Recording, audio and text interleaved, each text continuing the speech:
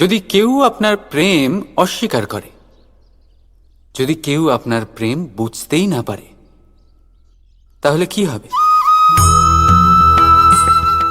কেউ উদাস হয়ে যাবে, কেউ কেউ ছলনা করে প্রেম পেতে চাইবে, আর কেউ বল প্রয়োগ করে প্রেমের ওপর অধিকার ফলাতে চাইবে।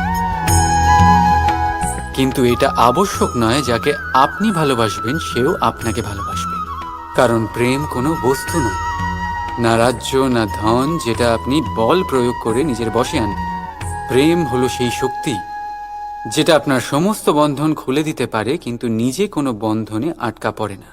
তাই যাকেই আপনি ভালোবাসেন তাকে স্বতন্ত্র ছেড়ে দিন, কারণ স্বতন্ত্রতাই সেই গুণ যা প্রত্যেক প্রাণীর সবচেয়ে প্রিয়। প্রেম যদি সত্যি হয় তাহলে সে অবশ্যই বুঝতে পারে। ততদিন নিঃস্বার্থভাবে প্রেম করে যায়, একদিন দ্বার খুলে যায় আর প্রেম প্রবেশ করবেই, আর মন সুপ্রসন্ন হয়ে বলবে, রাধা রাধা।